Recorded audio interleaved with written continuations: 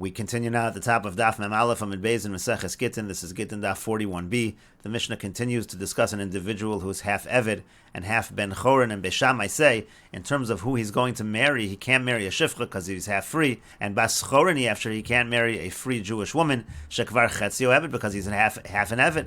Yevatel, so what should he do? Should he not get married at all? V'halolo nivra olam elulot period veribya, but the whole world was created for the purpose of being fruitful and multiplying. Shenemar, as the pasuk says, lo so'ibara l'sheves yitzara, the world wasn't created to be empty, it was created to be settled. Elam im netikon ha'olam, so Beisham, I say, rather, for the betterment of the world, kofen es rabo va'oso so ben chorn, we force the other master, meaning the one who owns half of the Eved, to make that half of the Eved free as well. V'kosef shtar al chatzi damav, and then he writes a document saying he owes that master half of his value, he has to pay back the master for his loss of money. V'chazru Beis Hillel lahoros kedivrei Beis Shammai, and Beis Hillel retracted, and they ended up teaching like this teaching of Beis Shammai. And Rashi says, Bas Chorin no yachol lisam neitzad avda shabo, since he has part of him as an Eved, he can't marry a Bas Chorin. Lo so bara yotzar aretz lo al so lios reikonis barosa. HaKadosh Baruch Hu didn't create the world that it should be empty. Kim l'sheves lios ba'yishav yitzari. He created it in order that it should be settled. That's the idea of period veribia. So again, what has to happen is we force the master to set the Eved so that the Eved is completely free. And the Gemara says, Tanu Rabban, and the rabbis taught, HaMeshachar Chatzi Avdo, if somebody frees half of his slave. Rebbe Omer Kana, Rebbe says he acquires, meaning that is going to be effective. V'chachamim Omrim Lo Kana, the Chachamim say he does not acquire, meaning it is not going to be effective. Rashi says, Kana means V'have Chetzi Ben Chorin, means he acquires that half, and it ends up that he is half free, according to Rebbe. Amar Rabba says, Machlokas b'shtar. This machlokas is when this happens in a document. The Rebbe savar v'haftei lo niftaso chofasha lo nitan lo, because Rebbe says, the pasuk says, v'haftei lo niftaso, she wasn't redeemed, o chofsha lo nitan lo, and she wasn't given her freedom. And again, this is talking about the full context of the pasuk. Pasuk says, v'ish ki yishkav es isha shichva zera, a man is with a woman, v'shivcha necherefes le'ish v'haftei lo niftaso, o chofsha lo nitan lo, and she's a shivcha, and she's with a man, and she hasn't been redeemed. We explained this earlier. She may have been partially redeemed, but not fully redeemed. But the point is, she is bound to another man as a shivcha. And the point of the pasuk is, Bikoras tia lo yumsu kilo chupasha. Since she wasn't freed, it's not considered to be a real kiddushin. So this is not really a situation of adultery. So there is no death penalty. That was the point of the pasuk. In any case, again, the pasuk says, Vaftei lo niftaso chufsha lo nitan lo. She wasn't redeemed, and her freedom was not given to her. Ma'keshtar lekesef. And so this pasuk is comparing document to money. Ma'kesef ben kula ben chetzio. Just like when you're talking about redeeming with money, you can do the whole thing or half of it. Afshtar nami ben kula ben chetzio. So too we understand by shtar as well. That's what Rebbe is saying. You can have a shtar that frees the Eved completely, or you can have a shtar that frees the Eved just half of the Eved.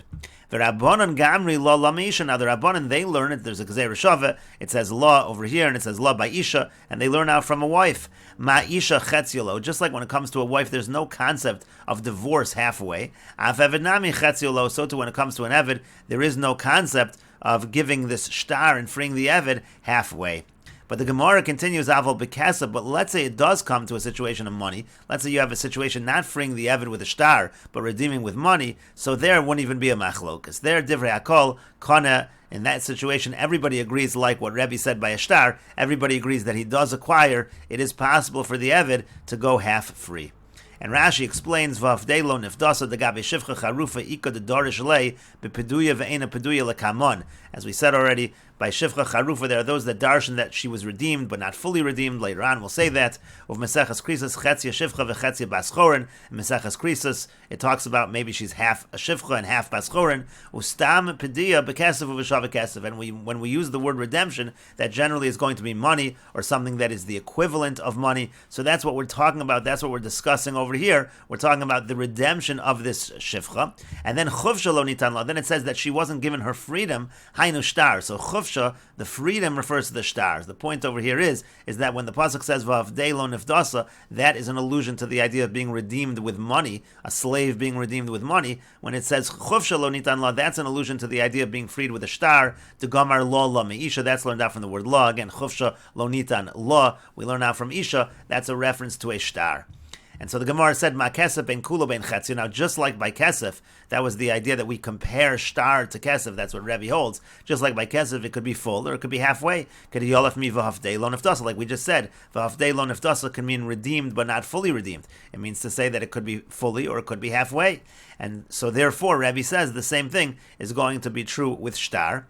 And then the Gemara said that the Rabbanan, they respond that we learn from Isha, Ma Isha lechetz yolo, just like by an Isha, when she's divorced with a get, it can't be halfway. Ein Isha miskareshes mi bala lechatzoin. A wife can't be divorced from her husband halfway. And so that's why they learn out that this will not work when it comes to a shtar. But then, as the Gemara said by Kesef, everybody agrees there's an idea of kana. Everybody agrees that it could be only partially. Again, as the Gemara says, aval bekesef, but it's with money. Divrei hakol kana. Everybody agrees he can acquire just half. Meaning, if you have an eved and you redeem him halfway with kesef, that works to redeem him halfway. And peduya ve'ena peduya, the same thing is true by a shivcha, by a female slave. She can be redeemed, but not fully redeemed. Again, when you're talking about kesef, that is possible. And the Gemara continues, Lema b'ha kamiflagi. Let us say that the machlokas over here, again, this machlokas between Rebbe and the Rabbanan within Rabba's approach, they're arguing about the following.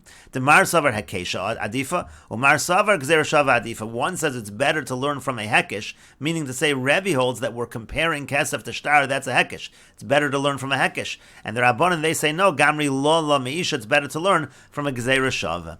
And the Gemara says, lo, no, the Kuli Alma Gzer Shava Adif. It could be that everybody agrees really a Gzer Shava is better than a Hekesh. V'shani Hacha, but it's different over here, Di Ikol Mifrach, because you can actually refute the Gzer Shava, meaning this Gzer Shava that the Rabbanan are learning from, Lo La Meisha, Ma'isha Chetz Yolo, Afevet Nami Chetz Yolo, you can refute that Gzer Shava as follows, Mal Isha Shekain Eino Yotza Bekesef, because what's unique about a wife is there is no ability for the wife to go out with Kesef. The only opportunity for divorce is with a document. Tomar Be'evet, Shiotza Kesef, whereas we say by Evid, there is the opportunity to leave with Kesef, and therefore you can't do this Gzeira Shava of Lala. All of this is the approach of Rabbah in terms of the machlokas between Rebbe and the Chachamim by Hameshachrer Chatzi Avdo. And the Gemara continues with another approach. Rav Yosef says machlokas bekesef. On the contrary, the machlokas between Rebbe and the Rabbanan is when you're using kesef to free the slave. The Rebbe savar v'hafdei lo nifdasa, because Rebbe says, what does it mean v'hafdei lo nifdasa in the pasuk?